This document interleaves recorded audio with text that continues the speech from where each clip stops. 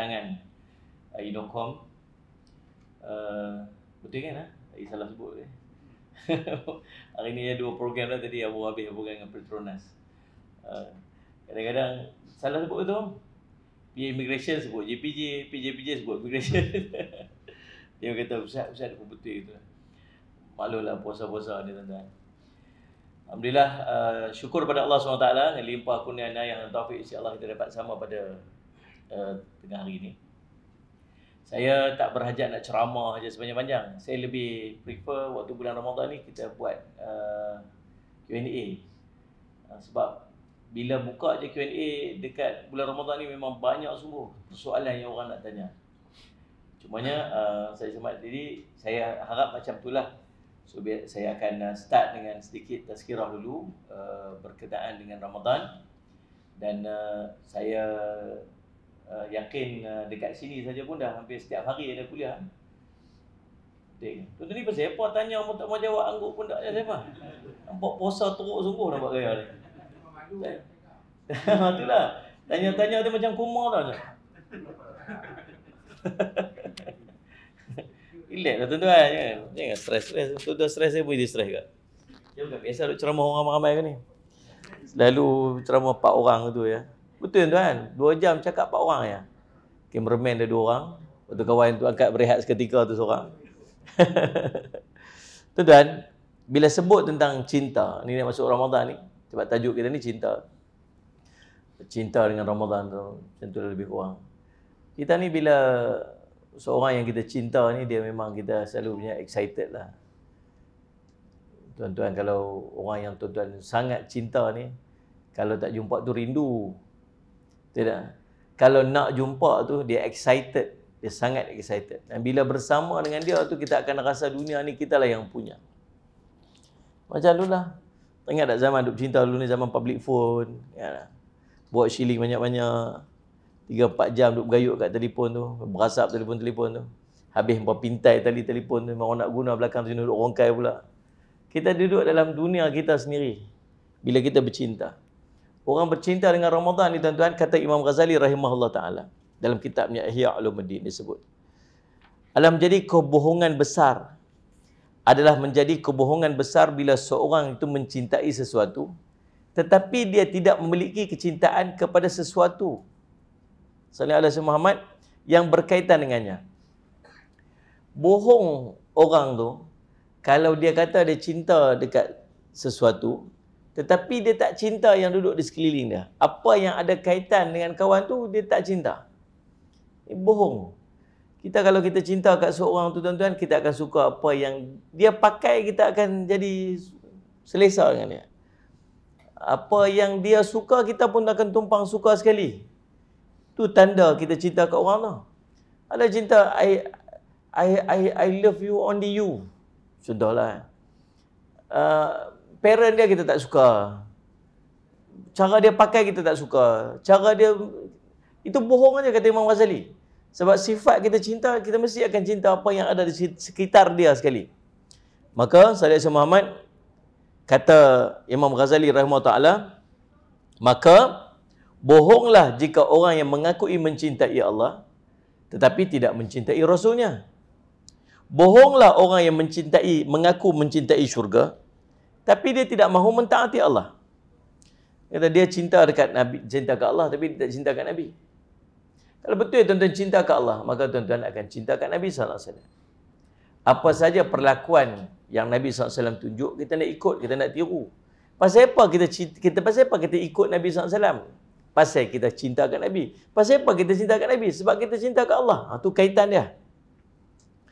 Maka subhanallah, dia kata bohonglah juga orang yang mengaku mencintai syurga tapi dia tak mahu mentaati Allah SWT. Sebab tu Nabi dan para sahabat dia menyambut Ramadan ni dengan sangat sukacita. Sangat seronok nak masuk Ramadan ni. Sampai bila nak masuk dalam bulan Ramadan, sebab apa nak masuk Ramadan dia sangat suka? Sebab Ramadan merupakan perintah Allah untuk kita banyak beramal dengan dia. Jadi dia kata dia cinta ke Allah, dia nak masuk syurga. Tapi dia tak mau bersungguh dengan nak masuk Ramadan, macam tak ngam lah. Faham ke tak faham nak cerita apa ni? Nampak teruk sungguh, nampak macam sebulan tak makan, nampak. Nak menyulok kan, nampak. Jadi tuan-tuan, maksudnya tak ngam. Macam ni lah. Tuan-tuan percaya tak kata ada syurga? Tuan-tuan percaya tak tentang kenikmatan syurga yang Allah janji dekat kita?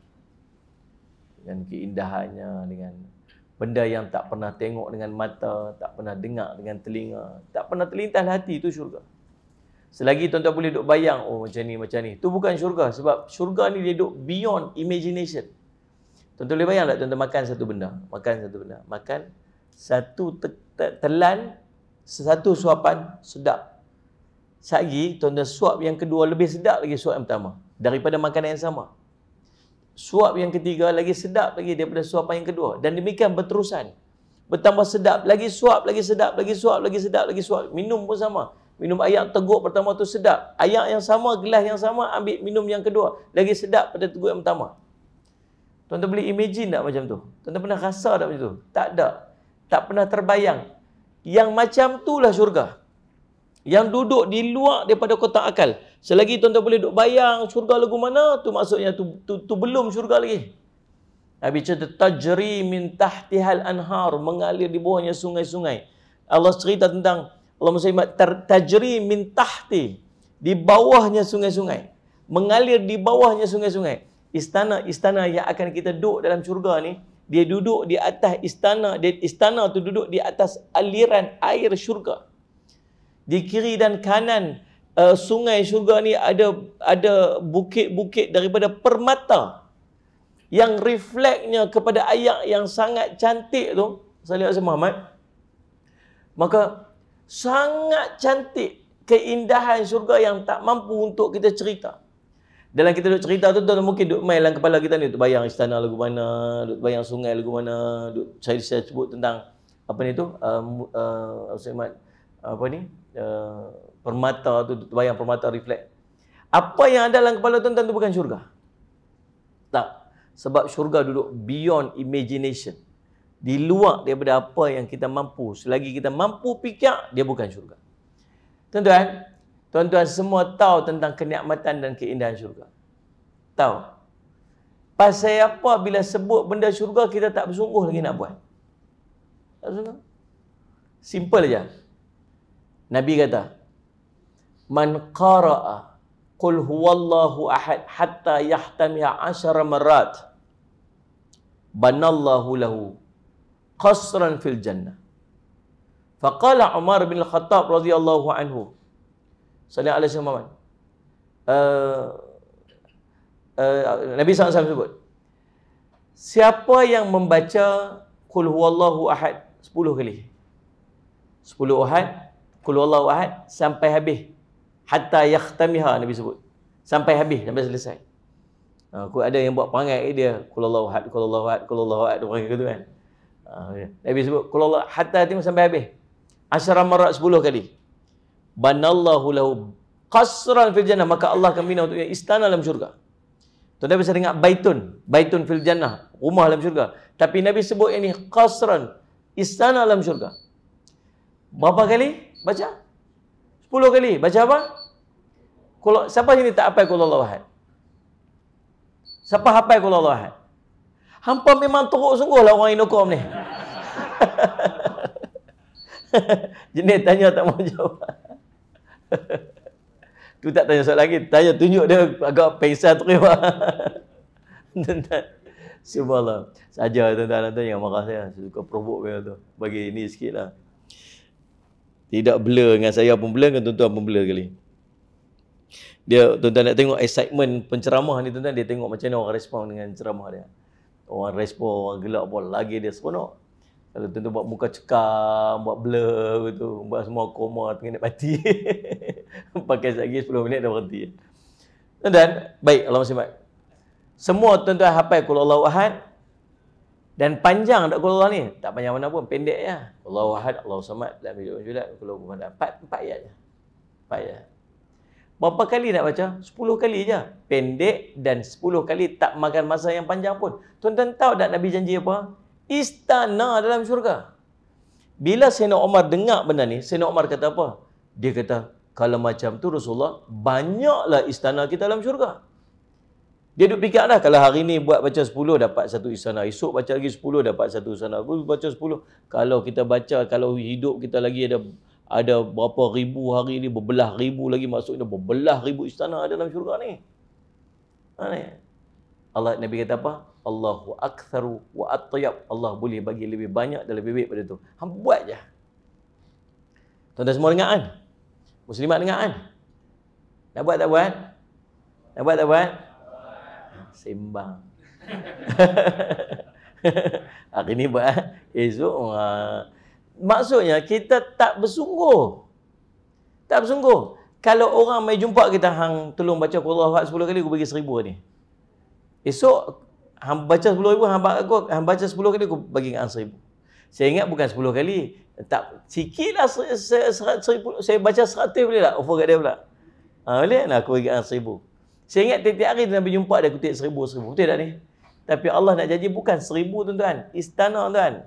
Kalau setakat rumah dekat Putrajaya pun tu, tepi laut, tepi tasik Putrajaya tu tuan-tuan, nak beli pun kita tak mampu dah 4 juta. Dengan harga kita, dengan gaji kita ni, kita tengok saja tak mampu beli. Tapi istana dalam syurga tuan-tuan, dinding dia tu daripada permata. Dinding dia tu daripada permata, bukan permata cincin ni, permata syurga. Yang berongga Nabi sebut. Siapa yang berjalan dekat di sebaliknya, kita boleh nampak kelibat dia sebab dia permata. Kubahnya daripada emas, bata-bata daripada emas, debunya daripada kasturi, pasirnya daripada mutiara-mutiara. Semua ni bukan mutiara dunia, mutiara syurga. Permata ni bukan permata dunia, permata syurga yang jauh lebih mahal. Nak bayak ngapa? Qul huwallah ya. Tapi bila cerita tentang syurga, kita tak mau bersungguh, kita tak rasa macam tak mau buat, tak mau buat. Sebab itulah kita. Sebab nak buat satu benda yang berkait dengan benda yang tak nampak, dia perlu pada satu, nama dia iman. Benda tak nampak. Benda nampak, laju kita buat. Sama juga dengan neraka. Takut dah masuk neraka? Takut nak masuk neraka. Takut neraka ni. Neraka ni lagi azab dahsyat. Ibn Abbas cerita, Abu Hurairah ke Ibn Abbas, waktu lempak daripada atas tu, lempak ahli neraka daripada atas neraka ni, dia akan menjerit ni dari keluar jeritan ni daripada dalam dada dia. Jerit ni bukan kat mulut ni. Jerit yang keluar daripada dalam dada dia. Macam mana jerit tu? Jerit tu kesakitan yang melampau. Dia mula bakar daripada kulit dia menembus sampai ke isi, sampai ke tulang. Yang tinggal selepas bakaran tu hanya hati dia, jantung dia. Kan? Kemudian daripada situ Allah jadikan dia balik. Dan Allah sebut dalam Quran, juludun, kulit dia akan diganti dengan kulit yang lain, bukan kulit yang baru. Allah tak sebut kulit yang baru, Allah sebut kulit ukhra, dia sebut kulit yang lain. Pasal apa tak gantikan kulit yang baru? Kulit yang baru biasa tuan-tuan, orang yang kena burn, kena bakar, kena api, dia akan jadi kulit baru. Tapi kulit baru tak cantik macam kulit yang asal. Dan sensori dia tu dah kurang, dia dah tak sama macam tu. Dia tak sakit dia pun dah tak sama dah. Sakit dia sebab sensor sakit tu dah rosak disebabkan oleh terbakar. Betul tak tuan-tuan? Tapi Allah gantikan kulit yang lain supaya rasa dia sama. Dan Allah cerita dalam Quran, dipacak besi, manusia akan dipasung, dia akan diikat di besi itu, dan dia tak boleh nak lari. Dia punya tebing dia, curam dia, Sayyidina Muhammad, jurang dia daripada jurang neraka tu sampai ke bawah 70 tahun perjalanan. Satu hari Nabi duduk, boom, bunyi. Para sahabat terkejut. Nabi tanya, kamu tahu tak bunyi apa tu? Dia kata, Allah wa Rasulullah, Allah Rasul saya mengetahui. Itu bunyi batu yang dilemparkan daripada jurang neraka 70 tahun yang lepas, baru jatuh. Dan makanan dia ada daripada zakum. Zakum ni duri yang sangat, buah yang berduri tajam yang dia makan dia. La akiluna min syajarin min zakum. Dia diberi makan dengan buah zakum. la'akiluna min syajarin min zakum famali'una minhal butun. Dia dipenuhkan perut dia dengan buah zakum tu. Dia lapar, dia minta makan. Allah bagi makan buah zakum, buah yang berduri. Dia tak boleh makan. Bila dia makan, dia akan pecah kongkong dia ni. Berlubang kongkong-kongkong dia ni. Pecah perut dia sebab duri tu tajam. Satu tajam, pahit. Tapi dipenuhkan perut dia. Nak makan? Sumbat. Fasharibuna alaihi minal hamim. Dia dahaga nak minum. Minum apa? Hamim. Hamim ni apa? Air yang sangat panas. Allah sebut dalam surah Al-Kahfi. Allah kata, wa in yastaghithu yughathu bima'in kalmuh liyashwil wujuh bi'sas syarab wa sa'at murtafaqa. Bila dia minta minum, Allah akan bagi dia minum daripada minuman yang seperti cairan tembaga yang panas. Tuan-tuan kok retilah kot benda-benda yang berkait dengan besi ni. Masak sampai dia merah, menggelegak tu macam tembaga tu. Tuang minum. Dia tuang dalam mulut dia ni akan membakar. Ni. Bakar muka-muka dia ni. Terbakar muka dia. Yang dia tuang masuk sini. Ni muka dia terbakar sebab bahang yang panas daripada. Itu pun dia. Fasharibuna syurbal him.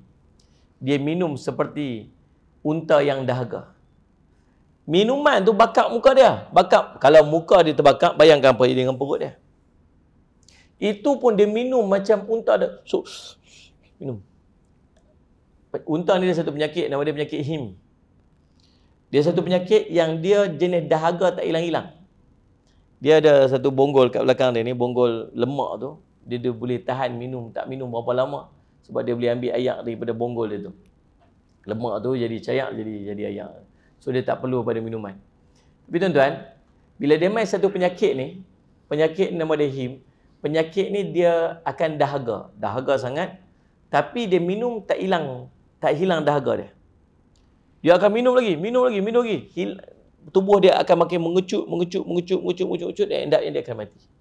Cara nak bagi hilang penyakit ni, ada satu jenis ular yang duduk dekat dalam padang pasir tu. Dia pakai ambil ular tu hidup-hidup, dia akan buka mulut unta tu, dia pakai lepas ular tu dalam tu. Ular tu dia akan jadi ubat kepada penyakit unta tu. Orang yang dibagi minum air dekat dalam neraka nanti, sifat dia macam tu. Dia akan minum tak berhenti. Padahal air tu air yang merosakkan tubuh badan dia, membakar tubuh badan dia. Pasal apa yang sampai macam tu? Pasal apa yang buah zakum tu makan sampai tu, hamim tu minum sampai tu? Pasal apa? Pasal hadza nuzuluhum yaumaddin. Itu sahaja hidangan yang dia akan dapat nanti dalam neraka. Takut tak dengan neraka ni? Takut. Tapi pasal apa duk buat perangai neraka lagi? Pasal apa kita masih duk buat perangai yang melayakkan kita jadi ahli neraka? Benda yang nak buat hidup kita ni simple je tuan-tuan. Simple aja. Nabi kata, "Ma nahaitukum anhu fajtanibu wa ma amartukum bihi fa'tu minhu mastata'tum."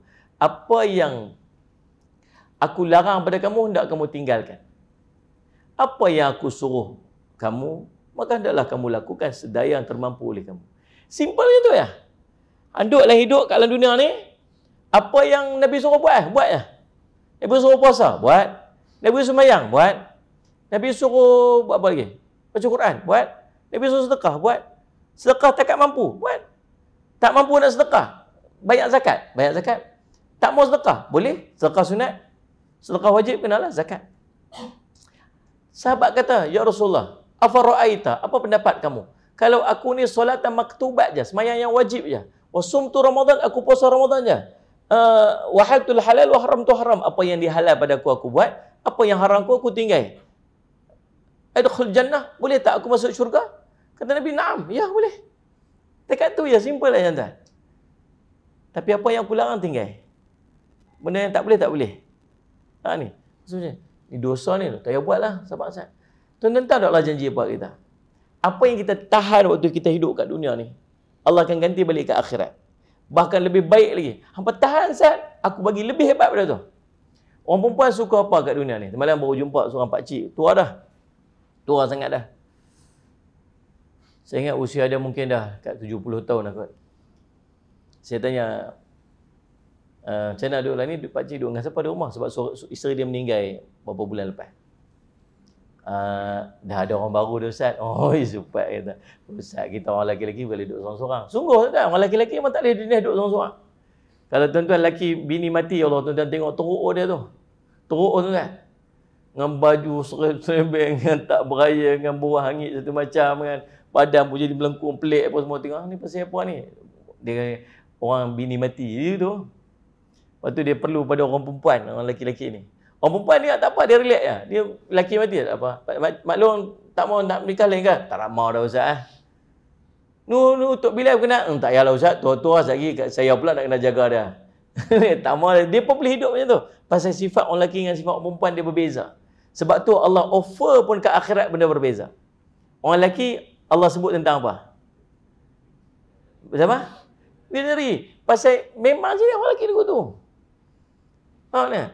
Dia orang Allah sebut dalam Quran, zuyyina lin-nasi hubbu syahawati minan nisa. Allah menghiasi seorang itu keinginan dia, syahwat dia kepada perempuan. Itu memang sifat orang lelaki-lelaki. Kalau orang lelaki-lelaki dia suka orang lelaki ni pelik. Memang dia kunyit. Saya tak tahu apa kunyit tu pasal. Pelik tu bercanggah daripada fitrah. Memang orang lelaki suka lelaki, orang perempuan suka perempuan. Subhanallah, dan kalau hampa boleh tahan, hampa boleh sabar kat dunia ni, sabar saatlah. Siapa tak teringin tengok, siapa, semua orang teringin. Tak tahu kalau ada ustaz mana main duk ceramah kat tu, dia kata apa, saya ni okey lah, orang perempuan main telanjang depan saya pun saya okey, saya tak ada apa-apa. Itu menunjukkan yang dia ada masalah apa-apa.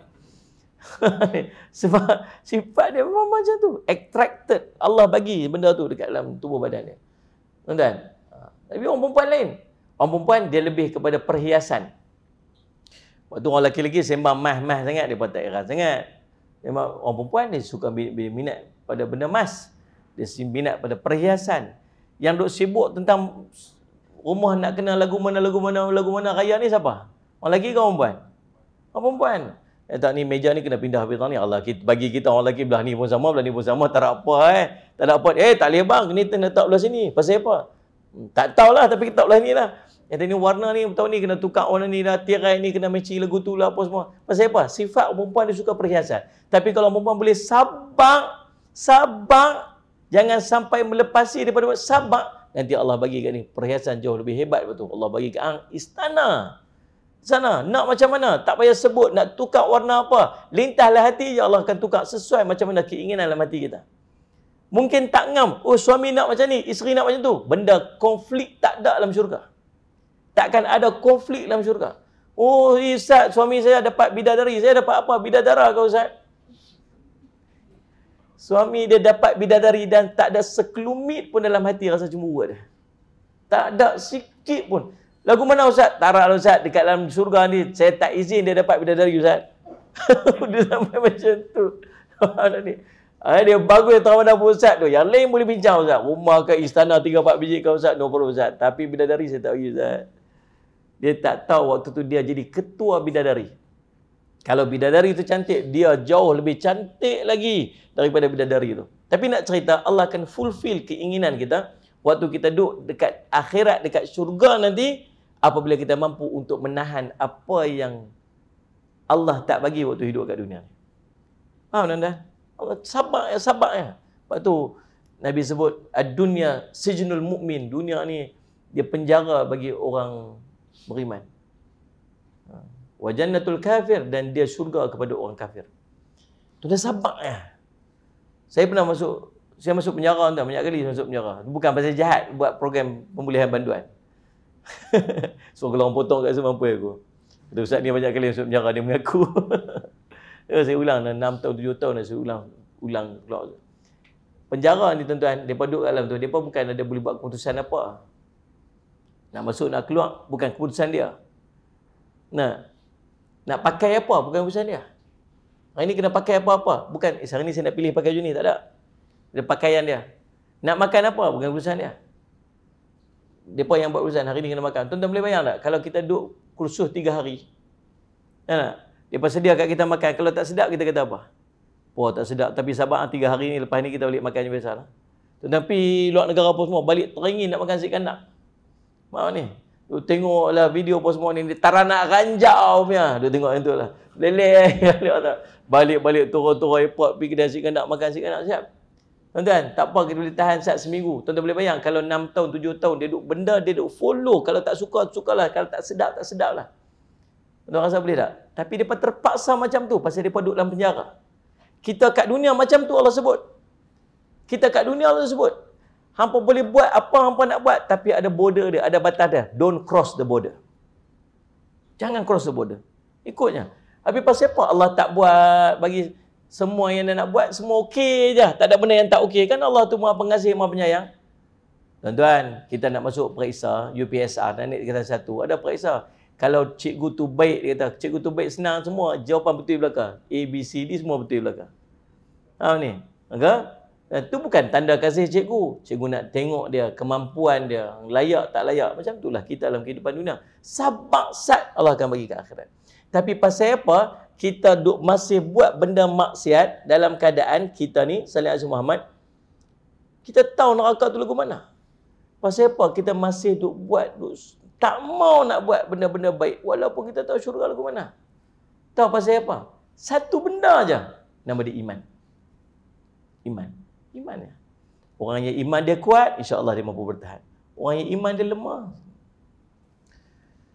Seorang sahabat Nabi SAW, nama dia Allahumma salli ala Muhammad. Allahumma salli ala Muhammad. Apa?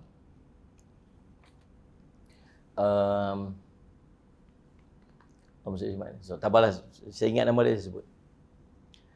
Tuan-tuan, dia satu hari dia jumpa dengan Sayyidina Abu Bakar.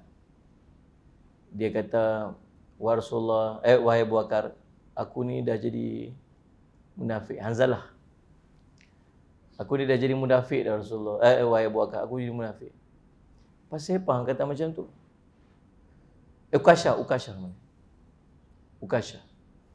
Dia kata, pasal apa hang kata macam tu? Dia kata, wahai Sayyidina Abu Bakar, saya ni waktu duduk depan Nabi SAW, saya rasa macam syurga ni duduk depan mata ni.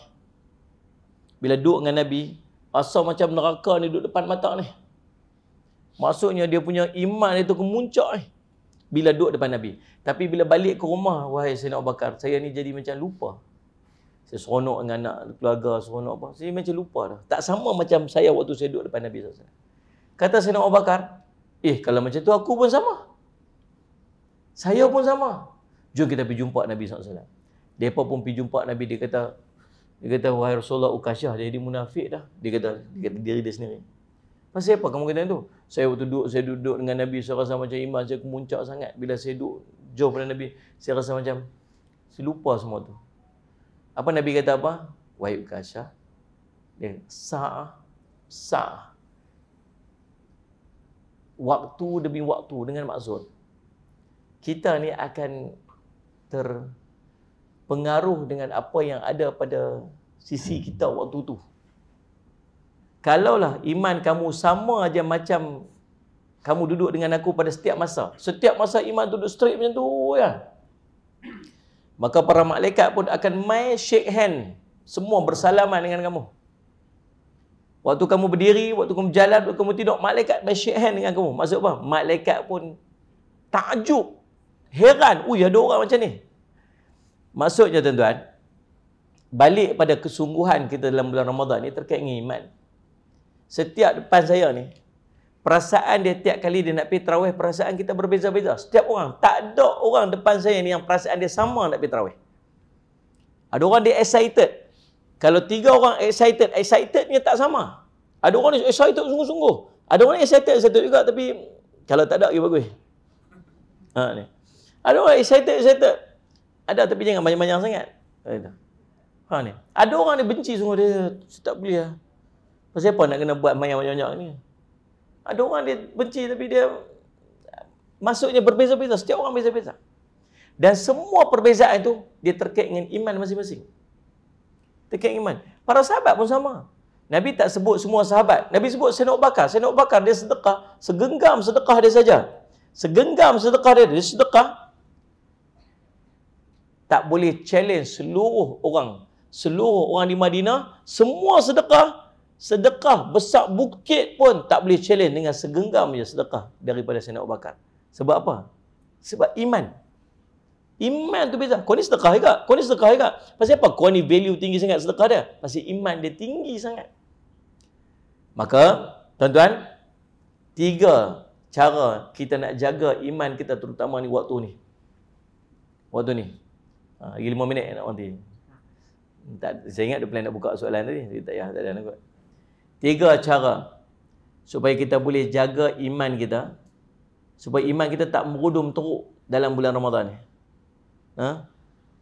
Kita ni dah nampak penat lah, letih. Siapa pun penat, siapa pun letih sebab tak makan.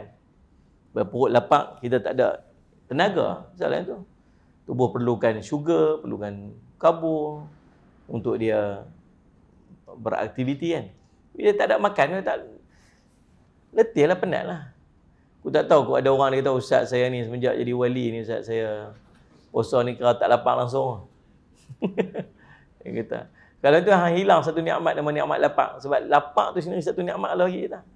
Dia satu perasaan, tu rasa Allah bagi. Kita boleh tunjuk tak lapar tu tahu mana? Mana ni?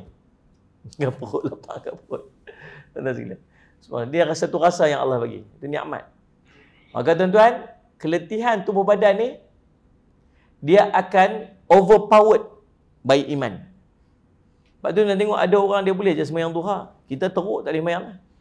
Ada orang dia boleh pergi kerja elok, steady tak ada apa. Hang lapar tak lapar, hang letih. Tapi kerja elok pasal apa? Ada benda yang duk drive dia. Tak ada, ada benda yang duk push dia. Push ni nama iman. Balik letih, tuan-tuan letih, semua letih, saya pun letih. Hari ni saja dah berapa kuliah dah. Kan? Cakap tak berhenti, kalau dah ayam syok. Kalau dah ayam ni, oh nikmat lah dapat ayam. Ni ada lagi nak balik rakaman, ada rakaman untuk radio lagi. Tak berhenti lagi ni. Tuan-tuan. Solat semua. Dan rakaman yang nak radio tu kena bagi sebelum pukul 5 sebab nak siaran untuk esok dengan lusa. Subhanallah. TikTok lagi. Nak kena bercakap ya. Letih tak? Memang letih. Tapi nanti nak pergi tarawih tak? Nak kena pergi juga. Ada orang dia letih macam mana pun semangat tarawih. Maksud apa? Iman. Iman je yang membezakan perlakuan kita dalam bulan Ramadan. Maka 3 cara untuk kita jaga consistently nak maintain iman kita supaya kita ni sentiasa at least kalau tak drop pun dia okey lah, dia okey. Nombor 1. Tuan-tuan kena tengok kawan-kawan kita siapa. Kena tengok kawan, surrounding kita. Lepas tu Nabi kata apa? Al-mar'u ala dini khalilih. Seorang itu dia duduk pada jalan agama kawan, teman rapat dia. Khalil ni teman rapat. Ya. Falyanzur, maka perhatikan dengan siapa dia berteman rapat. Tuan-tuan kita ni itulah. Kita kalau kita nak jadi baik, kita kena duduk geng-geng baik-baik ya. Kalau kita tak kisah siapa kita berkawan, kita akan terdorong apa yang dia suka buat. Bukan dia akan dorong apa kita suka buat. Biasa kita akan terikut apa yang kawan kita buat. Lepas tu bila seorang tu ditanya dekat seorang syekh, dia kata, "Wahai syekh, ceritakan kepada saya siapa saya." Kata syekh, "Kamu cerita kat saya siapa kawan kamu, saya akan cerita kepada kamu siapa kamu." Kita biasanya akan jadi seperti mana kawan kita. So pilih kawan. Dan salah satu daripada tanda Allah sayang kat kita dan Allah ampun dosa kita, tuan-tuan tahu apa? Allah bagi kawan-kawan yang baik kat kita. Kita lebih biasa buat jahat. Nakal-nakal kita buat lebih biasa lah waktu zaman muda-muda tu kan. Ada benda kita buat memang kadang-kadang jahat-jahat teruk-teruk tu kata. Semua orang tak tahu lah apa kita buat. Allah sembunyi, Allah tutup kan. Saya tengok tuan-tuan semua muka ahli syurga aja. Amin, kata amin. Tuan-tuan, sebab saya tak tahu apa tuan-tuan buat sesuai, saya tak tahu.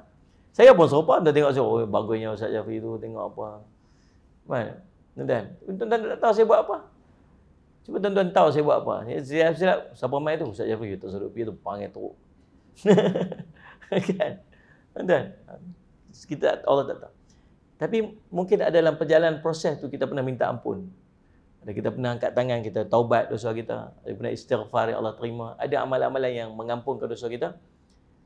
Dan di antara tanda Allah ampun dosa kita, tuan-tuan, Allah terima pengampunan kita. Tahu apa? Allah bagi kat kita kawan baik-baik. Yang kawan baik-baik ni bukan tuan-tuan cari, dia main. Ada tuan-tuan? Tuan-tuan tengok 10 tahun yang lepas, grup WhatsApp kita dengan Learning punya grup WhatsApp mungkin dah berbeza.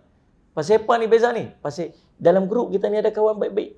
Yang duk peringat, yang duk nasihat, yang duk hantar poster kuliah, yang duk ajak kita pergi kuliah, yang kita terlupa dia peringat ada orang ni. Pasal apa orang ni mai? Allah hantar. Pasal apa Allah hantar? Tu kata ulama, tanda Allah ampun dosa kita yang dulu-dulu. Tapi kalau masih sama lagi, jadi merapu, merepet, tak tawan hala, tak ikut suka nak bercakap apa semua tu, maksudnya ada something wrong lagi yang kita kena muhasabah. Bersatu, tengok kawan kita siapa, cara nak jaga iman. Nombor dua, cara nak jaga iman, duduk dalam majlis ilmu. Macam ni ya. Faham tak? Maksud tadi cerita pasal neraka ni nampak macam muhasabah sungguh. Macam tu. Dah aku ni. Rasa macam nak terus makin bayang tahajud lala ni kau.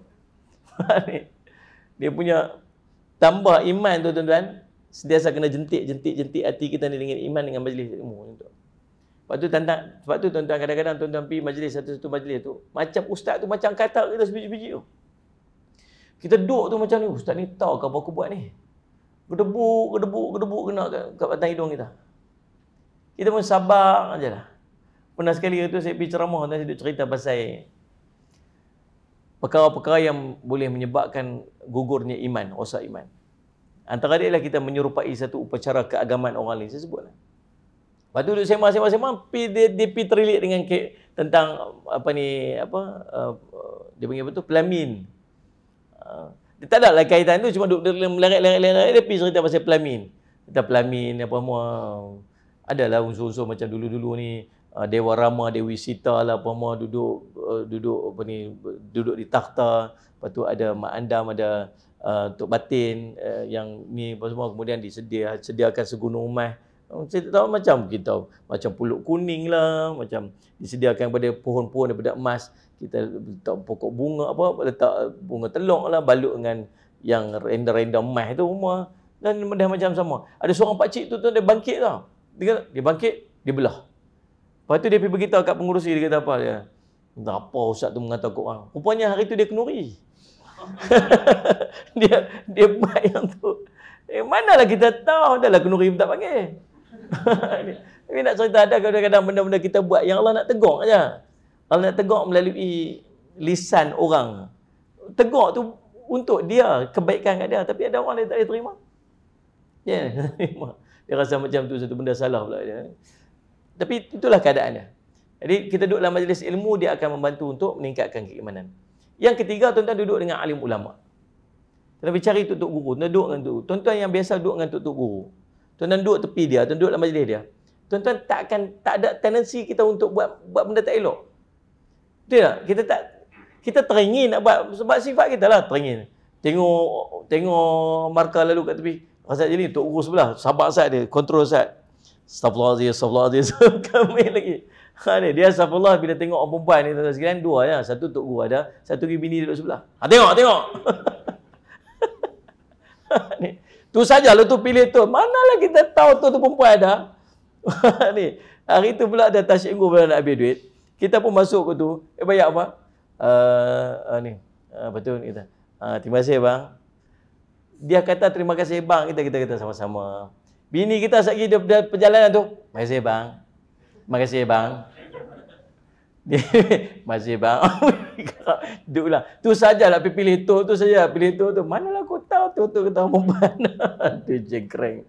Tuan-tuan, sama dengan bila kita duduk dengan alim ulama, kita tak teringin nak buat maksiat, tak ada ruang untuk kita buat maksiat pasal dia duduk dengan kita dan kita dapat ilmu daripada dia. Tuan-tuan, ini 3 jalan untuk kita bantu bagi kuat iman kita. Tuan-tuan, dan salah satu yang istimewanya bila kita duduk di satu tempat tu akan dapat semua. Majlis ilmu.